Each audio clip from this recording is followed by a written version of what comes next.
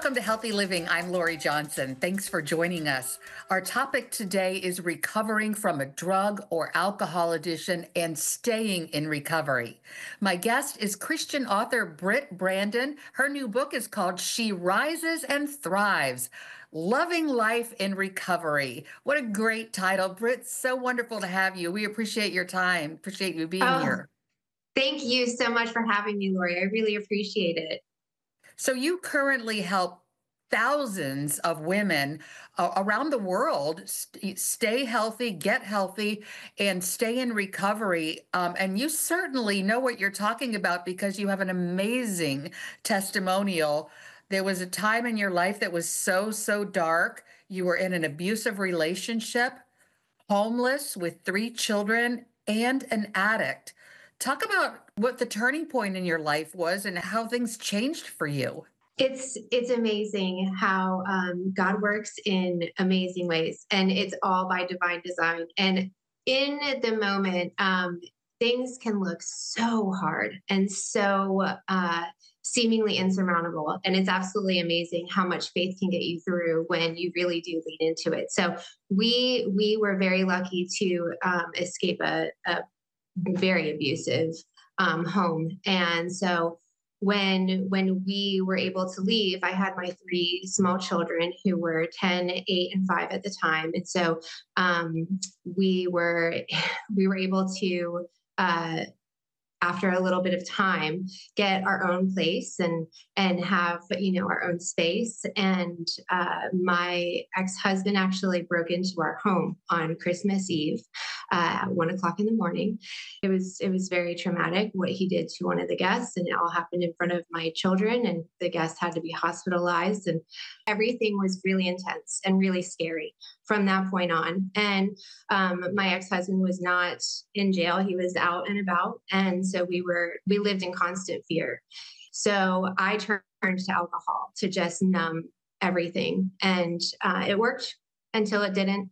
And it's funny because a lot of people assume when you get a DUI that it's you're out partying and doing crazy things. And that was not my case at all. So mine happened in the middle of the afternoon. I was cleaning my house and drinking wine, and we were in the process of applying for a new home. And the realtor called and said, "We need to get your application in right away. I need you to meet me." And so I left my house and got a DUI. And it was the most amazing thing that's ever happened to me. And I learned more about myself and about addiction, and about how addiction is all a symptom of something so much bigger that lies beneath the surface.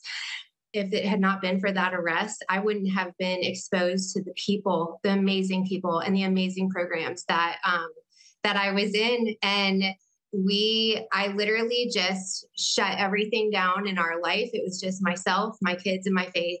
And we were able to do it. And my kids are amazing. I'm amazing. I've been in recovery for ever since. It's been over 6 years. And I've been able to lean on the very principles that I use for success with my clients. Over 10,000 clients over the past 22 years. And I figured this has to work. So I started applying the very same principles in food, fitness, fun, fellowship, sleep, and faith. And I used all of those in my recovery successfully. And now I'm here to share them with every hurting woman around the world. So your book is really sort of geared towards women who are in recovery. How does a person stay in recovery? You'd think that, just getting clean from drugs and alcohol is the victory, but really staying in recovery is a very, very big deal. It's very hard. A lot of people relapse. Talk about, how you help women stay in recovery. Staying in recovery I'm so glad you bring this up, because I think people do believe that once you make it, you're all set, and that's the hardest part. But it's really, we're surrounded by drugs and alcohol. And it is so just widely accepted by society that when we go out to dinner, we're surrounded by alcohol. I have a friend of mine who just moved into a new home, and her neighbor brought her a bottle of alcohol, and she's in recovery, and she was She was blown away by, I mean, alcohol and pharmaceuticals and drugs are just, it's so commonplace. And it's not until you're in that abstinence phase that you realize how prominent it is.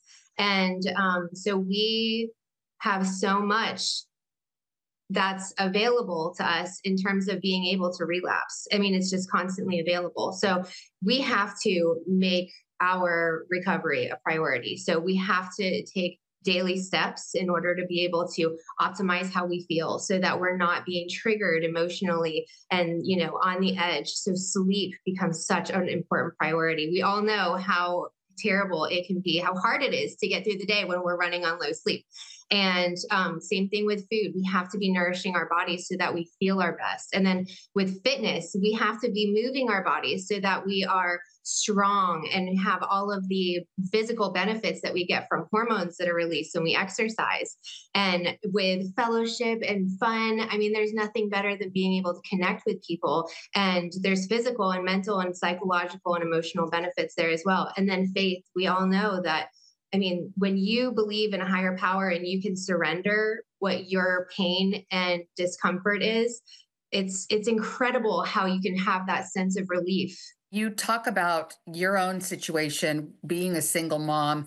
So many women who are in recovery are single moms. So they're working, they're taking care of the kids. And you start talking about things like exercise and getting lots of sleep and eating healthy, which, as we all know, takes a lot of preparation and time. A lot of women feel sort of guilty for spending so much time on themselves. They just feel like that's sort of a selfish thing to do. This idea of self care, going to a class or exercising, things like that. What's your response to that?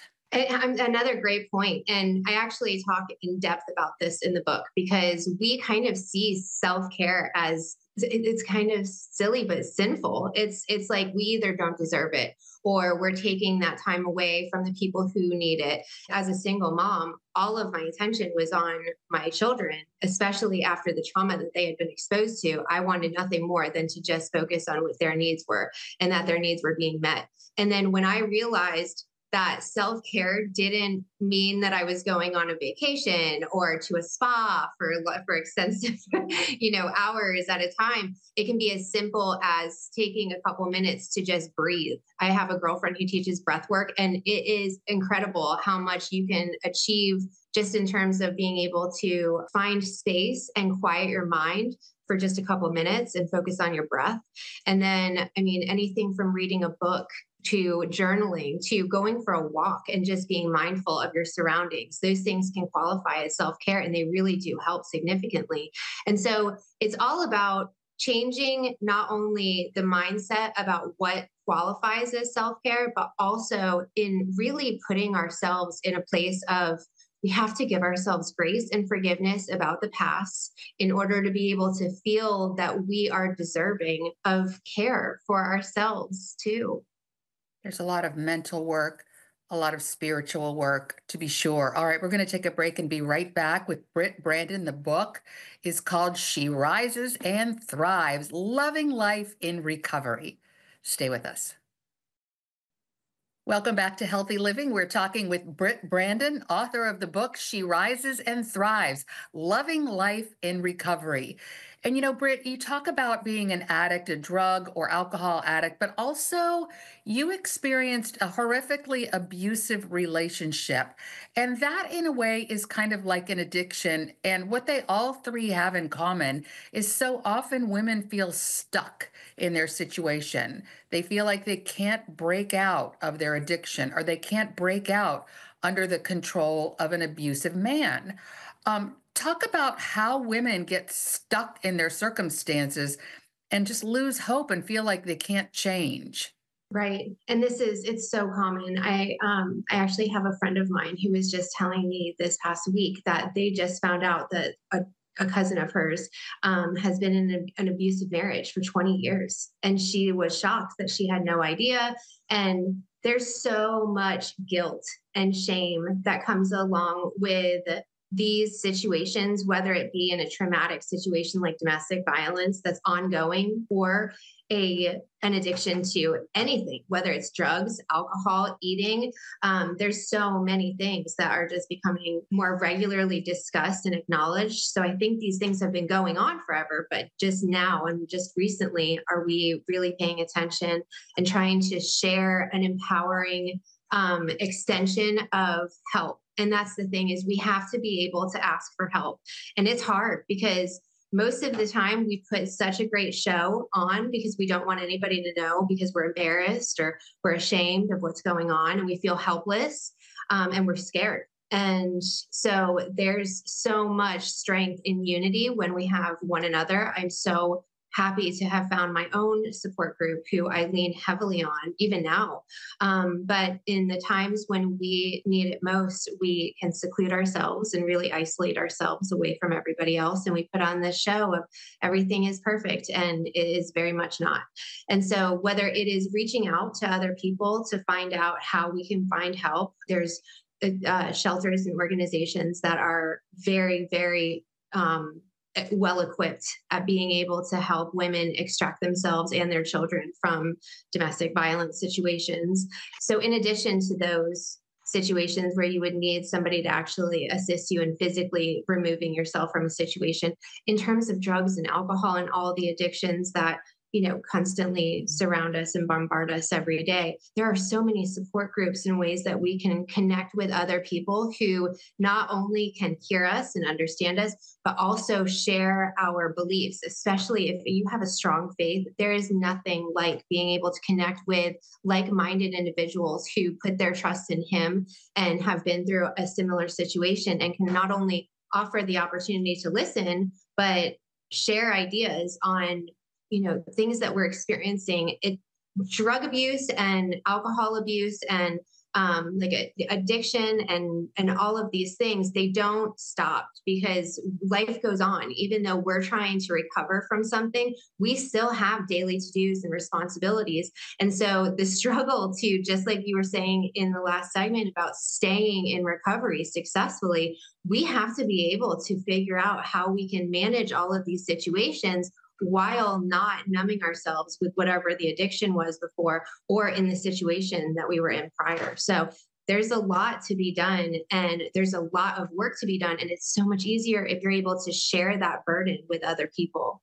And it's really amazing to me when you talk about addictions and even including domestic abuse, how secrecy is sort of like priority number one. In domestic abuse situations, the man often insists upon making sure nobody knows.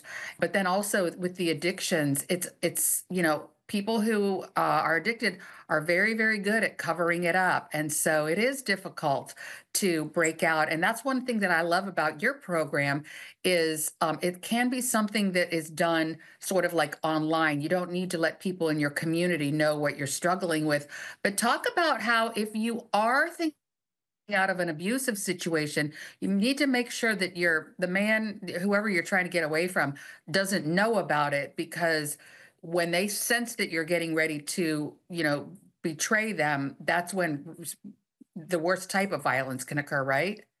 Oh, absolutely. And I think there's shocking statistics on the danger level of when somebody realizes that the person that they're abusing is getting ready to leave.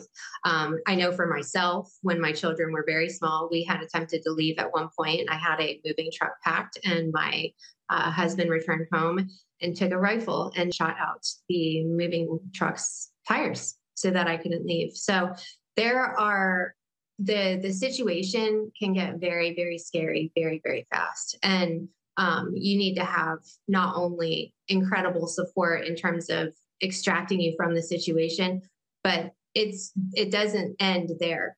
So abusers do not stop just because you have left the environment. That's another thing, is that the abuse can be emotional and mental. Even after I had left and we were sharing custody, there was so much manipulation that was going on. And, whether it was picking the kids up on days that weren't his, or making sure that I was like on my way to go pick somebody up because it was my day. And then was called to say, nope, don't do it because, I'm calling the shots.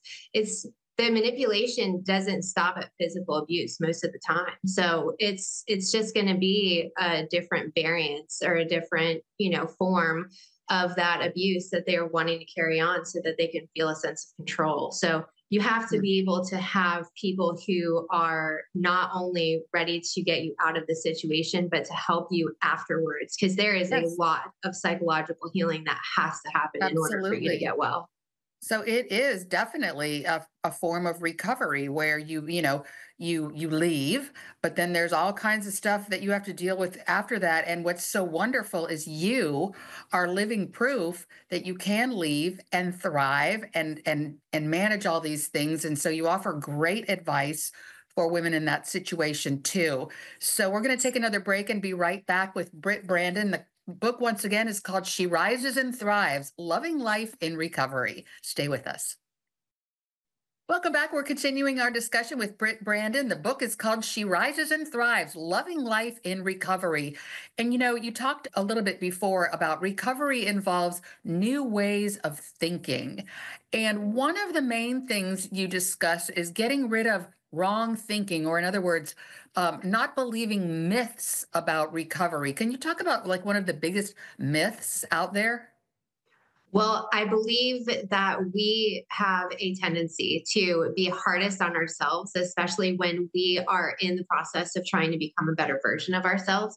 So, the negating negative self talk and any of the myths, we're all unique in what we tell ourselves. And so, one of the biggest things is we need to start paying attention to what we are saying to ourselves and start thinking, would we be saying this to somebody who we love or even somebody we just know? Because a lot of the time it's shocking how we can actually talk to ourselves and say, we're not doing a good job, or, we're not capable of leaving or of getting well and staying well, or even when we're trying to reach out and make new friends for the first time, which it's hard as an adult. You don't realize, you have to get out of your comfort zone in order to be able to make new friends and talk to new people. And so there's a lot involved, and there's more steps than just saying that you're going to stop using or get well. And so being able to constantly talk yourself up with positive self-talk and celebrating every single win. There's no such thing as a small win. Every single win is a huge win when you're trying to make any kind of progress like this. Because changing your life is the end result, and we get to spend our entire lives with ourselves. And so bettering ourselves and focusing on ourselves is priority number one. And being able to learn and get to know and love ourselves it's the greatest gift. It's really beautiful to see you have a strong self image, a healthy self image, because so many people who are in abusive situations, who are in, slaves to addiction, just have such a low self esteem. And it's wonderful. And you say in your book, it's not one thing, it's a community, it's fitness, it's nutrition, it's sleep, it's a whole package deal. And it's a wonderful book, and I highly recommend it. We're going to take another break and be right back with Britt Brandon. The book is called She Rises and Thrives. Stay tuned. Welcome back to Healthy Living. We are talking with Britt Brandon, author of the book She Rises and Thrives, Loving Life in Recovery. You spend a lot of time talking about how faith in Jesus really helped you overcome your struggles of homelessness, addiction, and even domestic abuse. And it's really inspiring. Unfortunately, we're almost out of time, Britt. Talk to our viewers about where they can get the book and also find out more about you. You do offer all types of services to people, right? I do, yes. So, and I have started a website that is designated just it's all dedicated just to this book. And so sherisesandthrives.com is the best place to go in order to find out more about the book and be able to purchase it on May 27th when it's released. And then also I will be providing group coaching through that same website in support of anybody who has read the book and decides that they need additional support. If you could give one word of advice for, I'm sure there are so many people watching right now who can relate to some of the things you've been through, what would it be? Just have faith. Have faith. If I can do it, you can do it. And it doesn't matter whether, everybody feels like their struggle is not big. And whether it is something that you are struggling with that you feel is so small, as long as it's, distracting you from being the best person that you can be, it's big enough. So just know that you can make changes that will transform your life. I'm living proof of it. And you have quite a success story. Can you give us an example of at least one or two other people who you have also seen their lives turn around?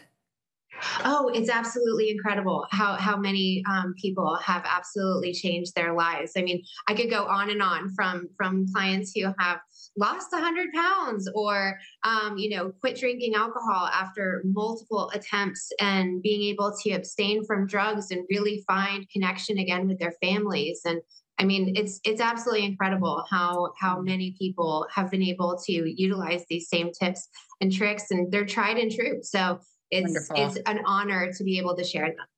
Well, it's an honor to have you on the show. Thank you so much, Britt Brandon. Once again, the book is called She Rises and Thrives, Loving Life in Recovery. We appreciate your time today. Thank you so much, Lori. All right. And thank you, viewers, for tuning into this edition of Healthy Living. I'm Lori Johnson, and we'll see you again next week.